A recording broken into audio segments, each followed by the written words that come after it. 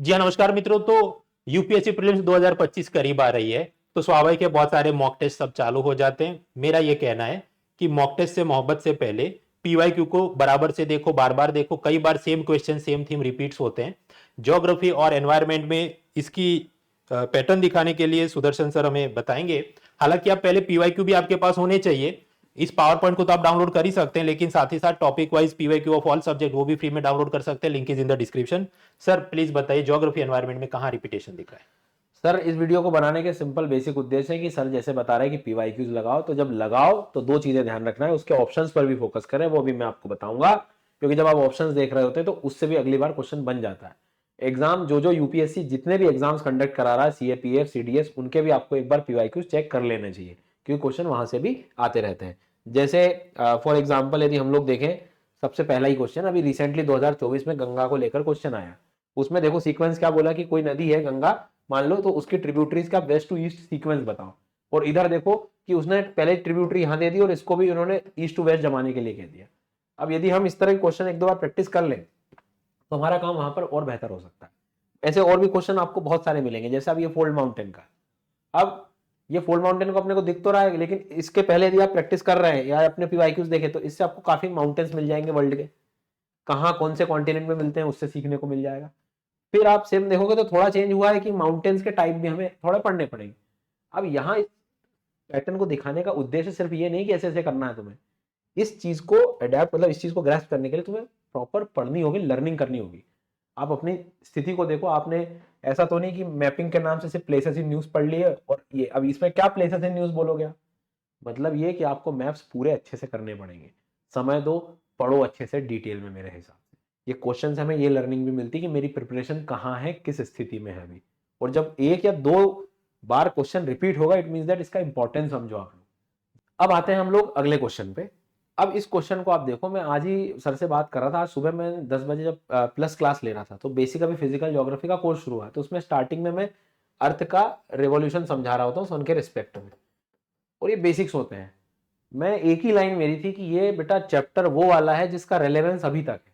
आप देखो 2024 में ये क्लास 6th की एनसीईआरटी में मिलने वाले चैप्टर नहीं है कि 21 जून को जो है क्या क्या चीजें होंगी, कहाँ 12 घंटे दिखेंगे, सनलाइट कहाँ होगा, इक्वेटर पर क्या स्थिति बनेगी, पोल्स पर 6 महीने के दिन, 6 महीने, इस तरह के क्वेश्चन अभी भी आपको एग्जाम में देखने को। इसका कंपैरिजन भी आप देखो, आप 2019 में मतलब आप पीवाईक्यूज लगा रहे हो तो आप लिटरली पढ़ोगे कि भैया ये चैप्टर। अब इसमें क्या है, कुछ बच्चे सोचते हैं कि क्लास 6 की एनसीईआरटी से हो जाएगा, नहीं हो रहा है। आपको सिर्फ चैप्टर ही मिलेगा, कॉन्सेप्ट सीखना पड़ेगा।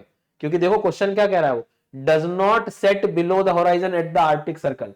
जी हाँ, does not set below the, मतलब ये सब चीजें कॉन्सेप्चुअल है, इसलिए आपको लर्निंग लेनी पड़ेगी। एक अच्छे टीचर से पढ़ो जो तुम्हें याद करा दे, मेहनत करा दे। आप जब मेरे को इस चैनल पे जब जाओगे देखोगे तो बहुत सारे लेक्चर्स मिल जाएंगे। शाम को 7 बजे फ्री क्लास ले रहा हूँ, स्पेशल क्लास। कितने सारे बच्चों ने पढ़ा है, आप भी इसके साथ।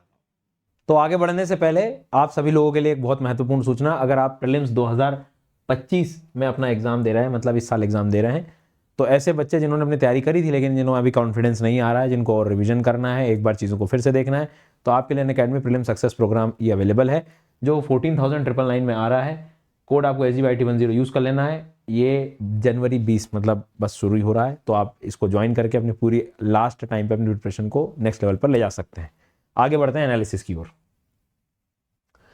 अब ये जो क्वेश्चन है हम लोग जैसे देख रहे थे, तो इस क्वेश्चन में भी आप लोग शांति से ऑब्जर्व करोगे तो देखो क्या लिखा है।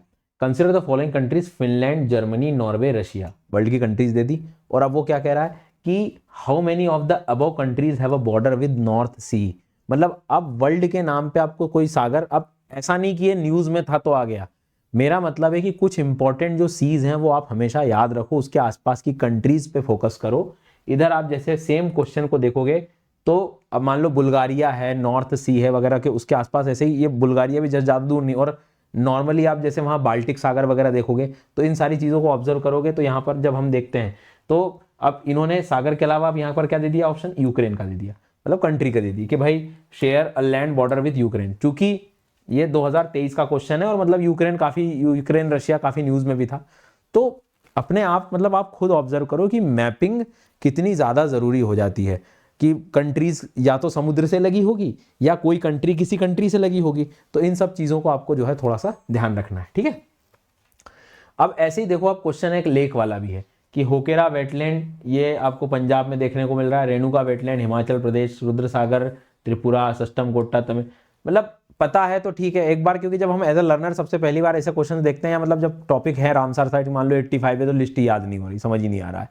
लेकिन यदि आप मैप से पढ़ोगे तो धीरे धीरे आप स्टेट वाइज, जो हम अक्सर 7 बजे वाली फ्री क्लासेस में पढ़ते हैं, तो वहां से आपको ये याद भी हो जाएगा। तो एक बार याद है तो बिल्कुल सीधा आप आंसर लगा सकते हो। अब देखो यही चीज़ 2018 में आपको कोडाई कैनाल, कोलेरू, नैनीताल, रेणुका, और ये मतलब एक तरह से आर्टिफिशियल लेक, इसमें से कौन सा है कौन, मतलब लेक से भी यहाँ पर अपने को क्वेश्चंस देखने को मिल रहे हैं। तो जो रामसर साइट से मेरे हिसाब से आपको अच्छे से पढ़ लेना चाहिए। उसके बाद में अब ये कुछ नदियां हैं, देखो ब्राह्मणी, नागावली, सुवर्णरेखा और वंशधारा, ये छोटी छोटी नदियां हैं। इन नदियों की खास बात है कि ये पेनिनसुला में आपको बिल्कुल छोटे छोटे उन स्थानों पर देखने को मिलेगी। वैसे ही आप इधर देखोगे तो ट्रिब्यूटरी की जो वंशधारा, इंद्रावती, प्रवेन्नार, प्राणहिता, अब यहाँ पर आप देखो कि वंशधारा मैच हो गई सर, ठीक है। कहने का मतलब क्या है कि जब यदि आप क्वेश्चंस सॉल्व कर रहे होते हैं प्रीलिम्स के पुराने, तो उनके ऑप्शंस पर भी फोकस करो। एक एक चीज़ पर आप जब ध्यान दोगे तो चीज़ें आपको बहुत अच्छे से समझ में आ जाएंगी, ठीक है। तो ये नदियों से भी मतलब अब क्या है, कुछ बच्चे कहते हैं नदियों की ट्रिब्यूटरी नहीं आती, ये नहीं आती, वो नहीं आती। आप खुद सोचो कि छोटी से छोटी नदी पर इन्हें फोकस किया है, और आप अभी क्लास 11 की एनसीईआरटी जब आप ओपन करके देखेंगे तो वहां भी देखेंगे कि छोटी छोटी नदियों का उन्होंने एक अलग से सेक्शन दे के रखा है। फिर इसके बाद में इन्होंने एक जनरल स्टेटमेंट पूछा है कि amount of water in the rivers and lakes is more than the amount of ground water. General की पानी का परसेंटेज के बारे में लेके सवाल पूछा है, ये 2021 का सवाल है। ऐसे 2013 में इन्होंने ओवरऑल प्लैनेट के उस पर पूछा था कि भाई most of the fresh water exist as ice cap and glacier, इनमें से फ्रेश वाटर लार्जेस्ट प्रोपोर्शन में और कहाँ पर है। तो लगभग उसी थीम का क्वेश्चन कि किसके पास कहाँ प्रतिशत में जो है पानी की स्थिति हमें देखने को मिलती है। तो ये देखो आप रिपीटेड सवाल। अब यहाँ पर फासला देखो 2023 से 21, मतलब ऐसा नहीं कि आप सिर्फ 2-3 साल 4 साल क्वेश्चन करके और आपका काम खत्म, नहीं, कम से कम आपको जितने भी 10, 12, 15 साल के जो पेपर्स हैं उनको अच्छे से जरा समझ लेना है, ठीक है। अब जैसे ये भी लोकेशन है, मैप बेस्ड आ गई। अब इंडिया के मैप काम आ जाएंगे भाई, सियाचिन ग्लेशियर खूब पढ़ते हैं हम, तो उसके आसपास की चीज़ें जब हम पढ़ रहे होते हैं तो अक्साई चीन है कि ले है कि कहाँ पर ये एक्चुअल में देखने को मिलेगा। एज इट इज़ ग्लेशियर्स को आप रिवर्स के साथ भी कनेक्ट करके उन्होंने देखा कि भाई मैप से जब आप पढ़ रहे होते हो तो लोकेट कर रहे होते हो। तो इस तरह की कुछ थीम्स जो है हमें देखने को मिल जाती हैं। ऐसे कुछ क्वेश्चंस मैंने ये पीडीएफ आप नीचे से डाउनलोड कर लेना, उसमें आपको मिल जाएगी। मतलब एक बार समरी में बताऊं तो ट्रिब्यूटरीज के 2024 का क्वेश्चन ये 18 में आए, ठीक है। अपलाशियन माउंटेन्स 2021 का ये 24 में दोबारा आ गया। सोलिस्टिस 19 का ये 24 में आ गया। तो मतलब इस तरह से ऐसे कुछ और भी मैं क्लाउड वगैरह के भी क्वेश्चंस थे जो मैंने देखे, और सोलर रेडिएशन वाले, ये सब सिमिलर पैटर्न, बॉर्डरिंग कंट्रीज, तो आप आराम से शांति से देख सकते हो। लेक्स वाले कुछ क्वेश्चंस हमें यहाँ पर दिखाई दे रहे हैं। ऐसे ही अब हम देखते हैं जरा इन्वायरमेंट के कुछ रिपीटेड क्वेश्चंस हैं जिनको जरा थोड़ा सा फोकस करते हैं कि क्या स्थिति है इनकी भी है। अब जैसे मान लीजिए फॉर एग्जांपल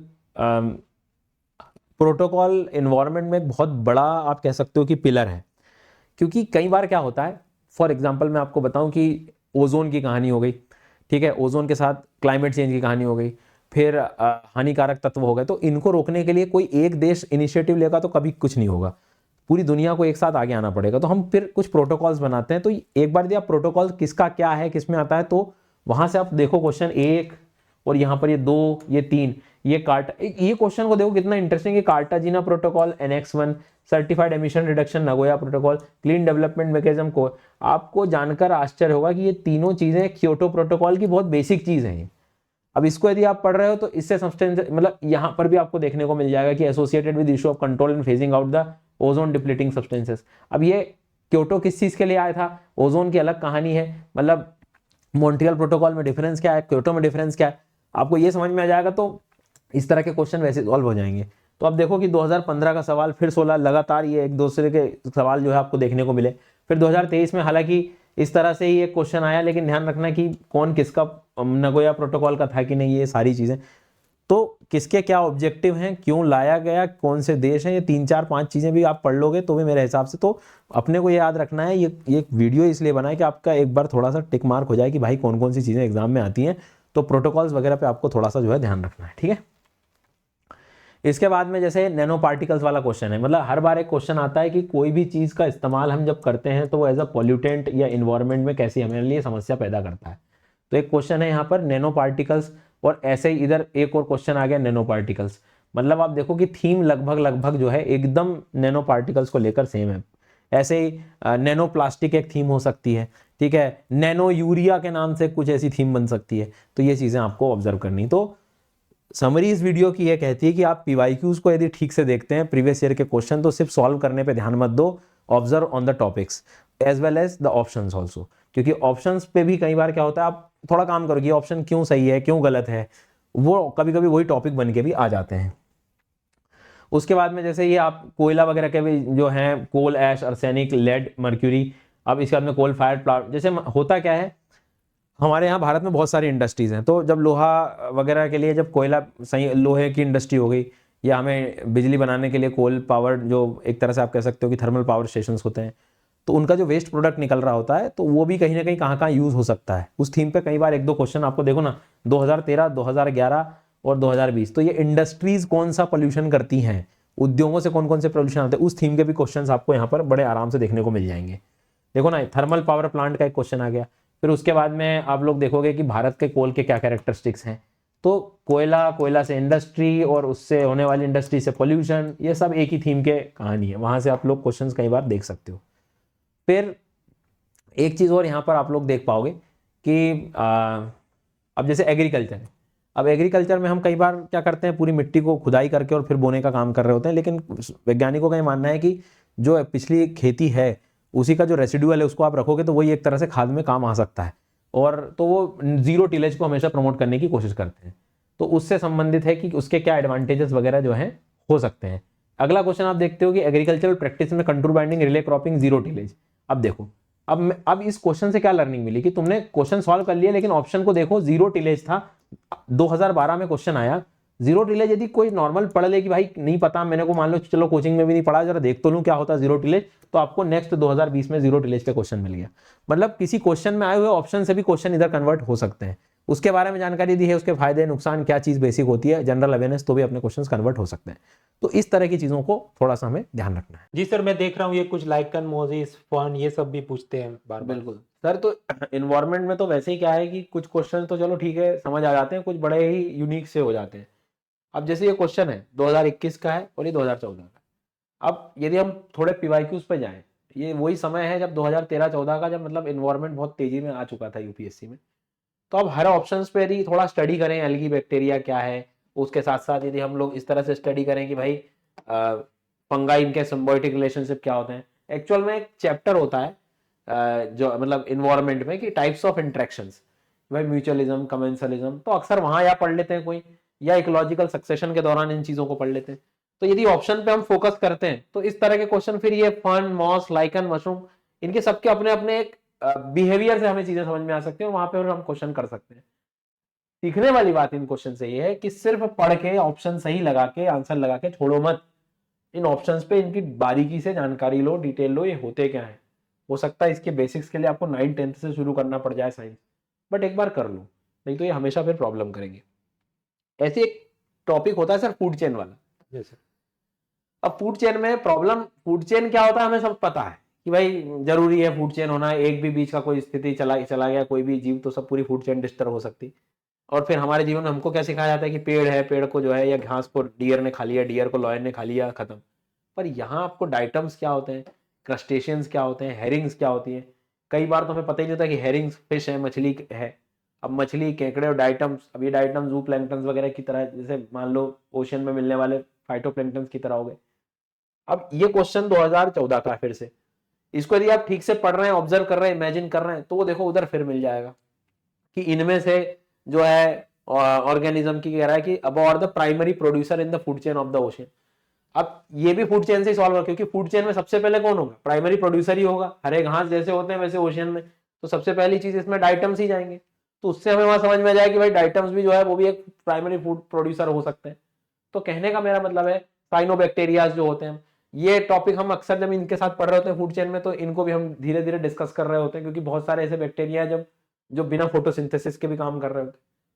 तो आप जब पीवाईक्यूज ऑब्जर्व करते हो तो आप उसके ऑप्शंस पर भी काम करो, उनके बेसिक्स पर जाओ कि ये कहां से आया, क्यों आया, तो काफी कुछ जो है चांसेस हो जाते हैं सही आंसर करने के। Yes sir. इसके बाद में सर यदि मैं आपसे ओवरऑल इस वीडियो की लर्निंग कहूं, तो सबसे बड़ी लर्निंग ये निकलती है कि मॉक्स की प्रैक्टिस आप तभी करें जब आप पूर्ण रूप से संतुष्ट हैं कि भाई पीवाईक्यूज का सत्य मैंने जान लिया है, पीवाईक्यूज से मैंने लर्निंग ले ली है, एक एक चीज मुझसे कोई भी क्वेश्चन पूछ ले तो मैं उसकी सारी चीजें बता सकूं। ये जब तक ना हो तब तक मॉक्स पे रैंडम मत उठो मेरे हिसाब से। बिल्कुल सर आपका कुछ कहना? और सब्जेक्ट पहले पढ़ना भी तो चाहिए। अब ये पैरेलल देख लिए अपन तीसरा भी तो पूछ सकता है ना, तो आधी अधूरी तैयारी के साथ जाने का मतलब नहीं। बिल्कुल। और इससे सर एक बेनिफिट हमें ये भी है ना कि कोई कोचिंग वाला रैंडम मॉक बना के दे रहा है तो तुम्हें आइडिया लग जाए कि ये इस लेवल के सवाल है भी कि नहीं, मतलब बिल्कुल सर। नहीं तो मैं जबरदस्ती एनर्जी तो नहीं खराब कर रहा हूँ। तो इस बात का आप लोग ध्यान रखें। बिल्कुल मित्रों, बाकी चैनल को लाइक शेयर सब्सक्राइब करें। और ये पावर पॉइंट भी आप डाउनलोड कर सकते हैं, फ्री पीवाईक्यू भी डाउनलोड कर सकते हैं, अनअकैडमी से भी जुड़ सकते हैं। सारे लिंक आपको डिस्क्रिप्शन में मिल जाएंगे। Let's crack it.